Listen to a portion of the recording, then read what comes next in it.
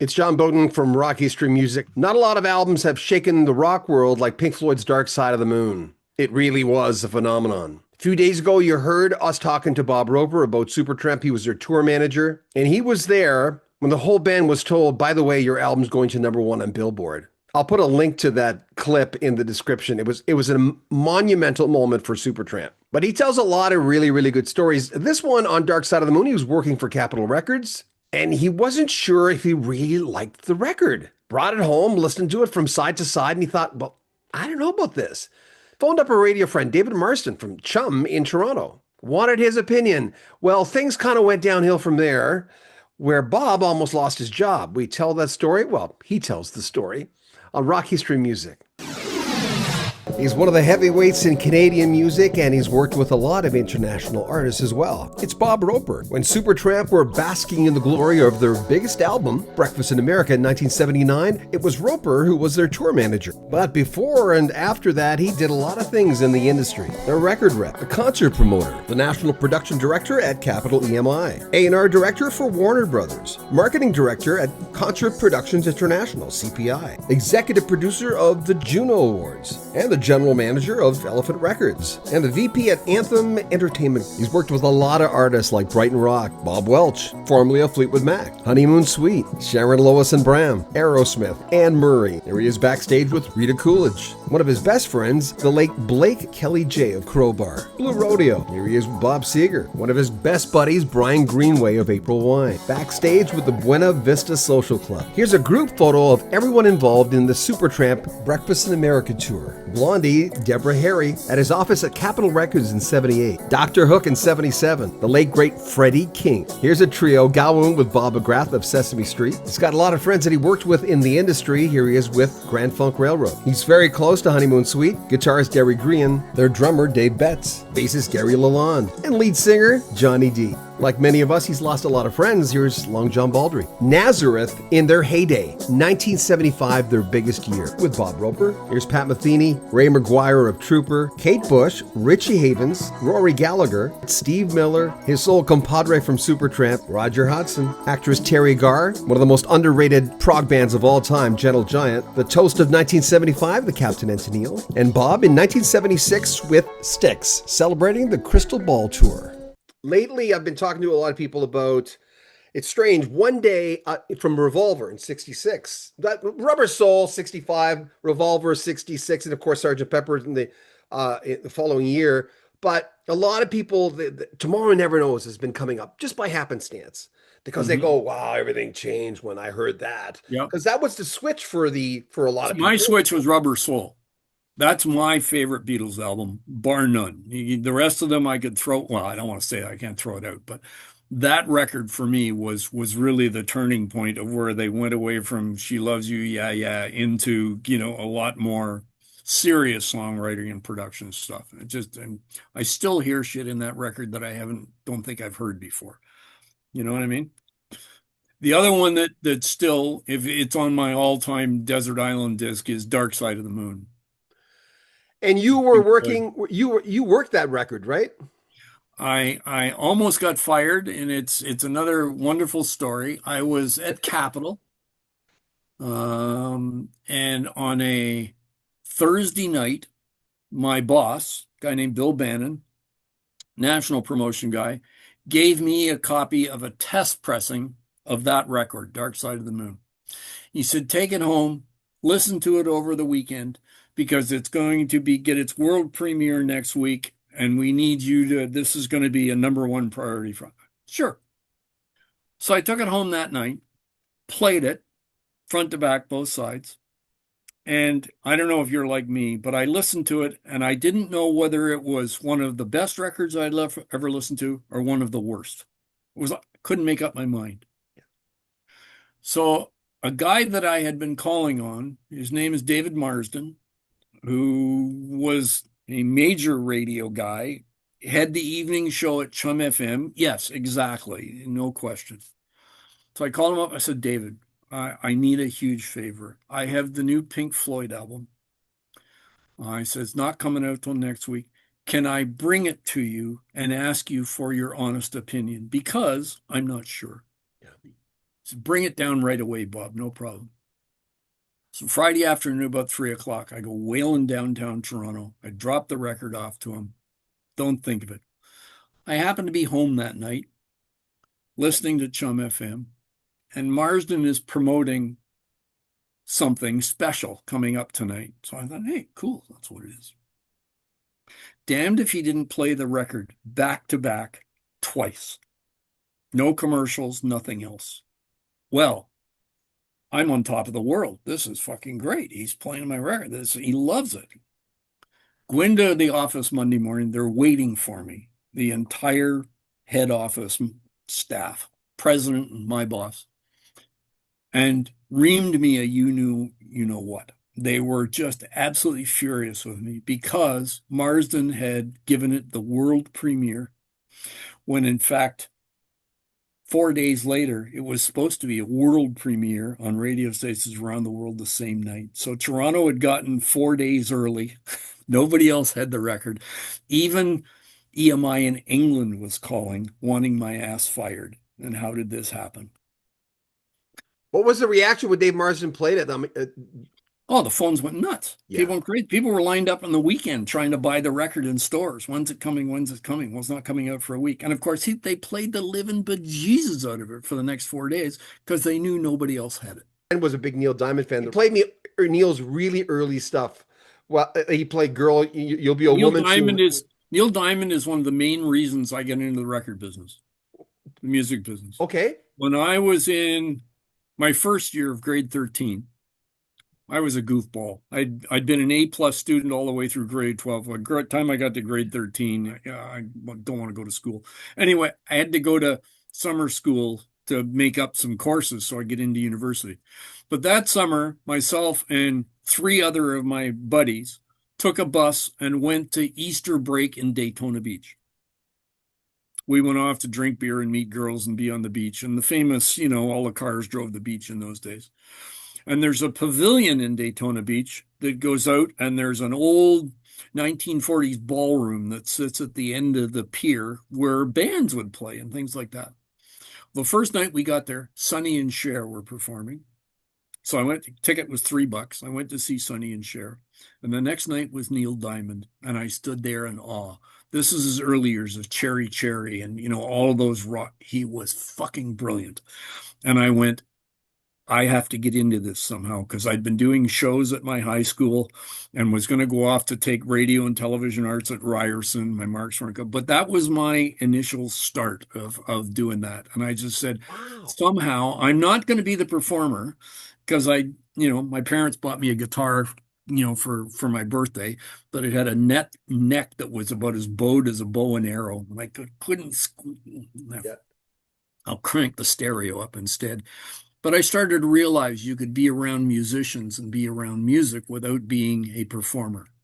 So the philosophy was I wanted to make it for the musicians I work with like it was me up on stage. I want to make everything around it like I would want it if I was up there. And I've tried to live that philosophy with them since day one. Rita Coolidge, was that a once-off thing, that picture with you and Rita?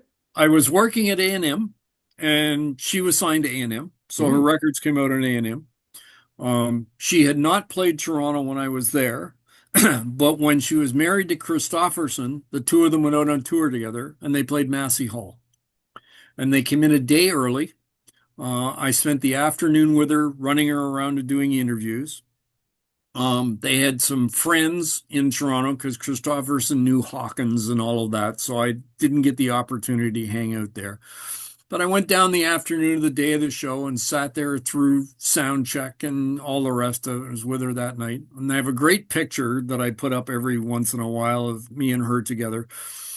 And we're both laughing because in those days, I don't know whether you ever remember something called earth shoes. They were done by Roots, and they had a small heel, but a big, so your foot was up higher in the front. And they were these weird looking friggin' shoes that I wore. And she was looking down at my shoes, and I was looking at her, and we're both in hysterical laughter over her laughing at my shoes and stuff. And the photographer got this great shot of the two of us together, and I went. But it was just a fun night. But it's a beautiful woman, not only from the heart inside, but visually at that particular time, there's no question. And the two of them together were just, two stunningly beautiful people together of doing it. But she had a record out 4 or 5 years ago, and it was still quite nice. Wasn't great, but it was really good. And I've still got, I think, three of her early records tucked away downstairs somewhere. Do you miss the industry? What's your sense of purpose now? I miss going to shows. I Okay. don't go to many shows anymore. Number one, my partner with MS finds it almost impossible to go to shows now. Just because she needs a walker or a wheelchair that I have to move. And I didn't realize how ignorant people can be until you start going out with someone who has a disability. Just being able to get up in the middle of a show and have to go to the bathroom and it's stunningly difficult. And I don't like going on my own. I do the odd time if it's something that's really close to me or it's somebody I want to see. Also, this sounds like an old guy talking, but a lot of the music that's out there right now,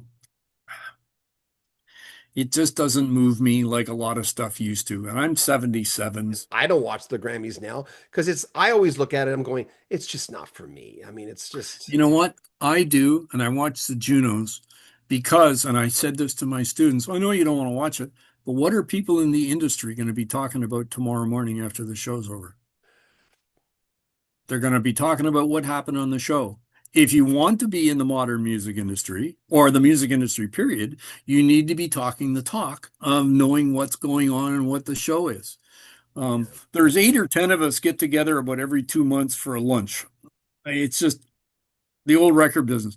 But there was a producer that's pretty well known. He said, "Oh, I don't watch that shit anymore anyways. And besides, the music sucks. It's not representative." I said, this year's Juno was exactly representative of what the Canadian music is in the last year. These are the artists that are most important. People stream, they don't buy records, etc., etc. That was the Canadian music business. And if you think you're still in the business and are viable, you're not, because you're not in the business of 2025, period. So I watch it just for that reason, sort of going through with it. I still enjoy shows. I wish I was still doing shows. There was a producer, I guess it was about 9 or 10 years ago now. There's a promoter in Toronto whose name was Rob Bennett, who did jazz, blues, folk. He didn't do the pop stuff, but he did theater shows, right? Mhm. So Massey Hall and those kind of venues. And he called me up one day and said, "Can you send one of your students down to me?" He said, "My runner is unavailable. I need somebody to just be my gopher for the day to go get this, go do that, go for this." I said, "I'll do it." He said, "You're too experienced. This is beneath you." I said, "Rob, the minute the tour bus pulls up and the tour manager gets off and I go, 'Hi, my name's Roper. What do you need for the day?' You don't have to worry about a thing because I've been doing this for 40 years." Yeah. And the first show I did with him was Pat Metheny. And we went all the way through Diana Krall to Van Morrison to you name the shows. I did it for 8 years where we did 40 shows a year and I was his guy. From the time the band showed up, I took Bonnie Raitt back to her hotel. And you know what I mean? It was just, they're people. They just have this talent. So I miss that. I miss being around the shows and doing it. I can't remember the last time I really went to a show and enjoyed going to a show. People are drunk for the most part. They're so out of control drunk at shows. They talk and sing to shut the fuck up, listen to the music. It's just, it just isn't festivals at 77. The last thing I want to do is be in a field with 40,000 people in 34-degree heat. And, no. So it's difficult, of really where it is. But I miss the business. Burton Yeah. Cummings, two guys, two gals come in. They've got their drinks at the casino here in Calgary. 4 songs, 5 songs in, they come in. They're two guys are huge and they can't stop talking. And I'm going, they never stopped talking the entire show. But they got free tickets. Casinos are all about free tickets. People don't buy, very few people buy tickets at casino shows. I've gone to 2 or 3 shows And the place is full at the first song. About 5 songs in, the place is half empty because people don't know who the act is. They get free tickets because they're bettors and they're members of the club. So the last place I would go to is to a casino show, but Burton plays them because they pay huge money to play casinos, and the casino still makes money because the faster you're out of the room, the more they're betting and losing money. Why were so mmany of these artists starving? Is this first record deal? Is it the industry? Why do you think that a lot of Well, them? first record deal, a lot of artists would sign contracts that they didn't understand what they were signing. Right. They didn't have good lawyers. They didn't go to schools like I taught at, which taught them never sign anything until you know what it is. Know who the manager is. Know really where it says. The people who make the most money are the publishers, the record companies, the managers, and the lawyers, not the artists.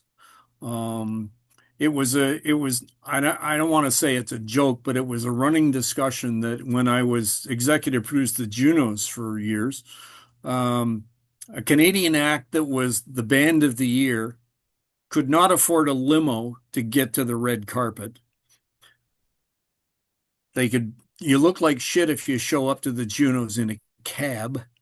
And the last thing that you can probably do is take public transit, take the subway to the show in your tuxedo and your wife or your girlfriend's all dressed up to the nines. Um, and when I was doing Honeymoon Suite, there were a couple of records we did that cost $700,000. We were recording in Los Angeles. We were hiring producers like Ted Templeman, who did Van Halen. Our videos were costing 100 to 150,000 US because they had to visually compete what was on MTV because you couldn't have a really shitty Canadian video. So now a band is $700,000 in the hole, and they're making $1.10 a record. Not many records in Canada sell 700,000 so you can break even. Even 100,000, that's a platinum record. How do you pay that back when you sell 10,000 like the Arrows? You get a gold record. Woohoo. You want a gold record for the 5 members of your band? Well, when you get a gold record, the band gets 1. The other 4 cost $240 to get the gold record that you can put on. Now, you want one for your grandmother and your mother and your father? We charge you back. So it's always been weighted towards the record companies. Like what George Fox had put up on you shared it. Tell me about working with him. I got a cassette one day, sent to the office when I was doing A&R, and it had a local grocery store price sticker on it for $2.99. And I played it, and again, like Pink Floyd, I went, I'm not sure, but I think this is really good. And it's totally independent. So I took it into my boss at the time, Stan Kulin, who was the president of Warner's, who also liked country music. Yeah. And I said, Stan, do me a favor, have a listen to this and see if this is, because we weren't doing country. Canadian country music was like, seriously? And literally 20 minutes later, he listened to 4 songs. He was in my office. He said, get the guy on the phone. Call him right now. Stan sat down. And this is a true story because George has told this a million times. He lived in Cochrane, Alberta. So I called up, and this little elderly old lady answers the phone. And I said, hello, I'm trying to reach George Fox. My name is Bob Roper, and I work with Warner Brothers Records because I knew she wouldn't know what WEA was, Warner Electric Line. Didn't have a clue. And he's out in the barn. Give me a minute. And I hear, stop. George, there's some guy from a record company on the phone. And a few seconds later, I hear, hello? I said, George, this is Bob. 2 weeks later, we signed him. It was like, and his parents' names were Bert and Gert. Bertram and Gertrude. Bert and Gert. And 6 weeks later, we had him opening for Randy Travis's national tour. That's nuts. That's how fast it went. How did he take it? That's a big transition. He was beside himself. He just won the lottery. This is like he had to sell 2 of his cows, his prized cows, to make enough money to pay for the record that they did in Calgary with his friend, the guitar player. Had no band. Now all of a sudden he's got to open for Randy Travis. So we found a local country pickup band that was just doing covers. He rehearsed the tunes. They learned 8 tunes because he had like a 35-minute set opening for Travis, and off he went. And I ended up getting Leonard Rambo, who was Anne Murray's manager, to manage him. I called up Leonard, who I know, he was a mentor for me. And I said, Leonard, I got something I want. He said, what do you want, Anne to listen to it, to record? I said, no, I want you to manage him.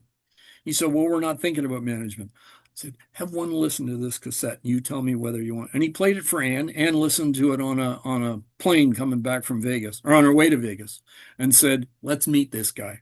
So we literally flew him into Toronto. We cut the deal. He met with Anne, and literally, boom, wham, bam, thank you, ma'am. It was over. Now he's in the Country Music Hall of Fame here, you know. Yeah. So.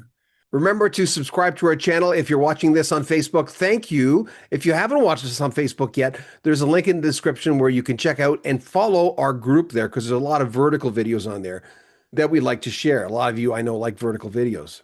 If you're watching on YouTube, please subscribe, or on TikTok or on Instagram. Like our videos, comment on them, and share them on social media. If you want to make a donation, there's a PayPal link at the very top of the description to help out our channel. I'm John Bowden. This is Rocky Stream Music. Take care.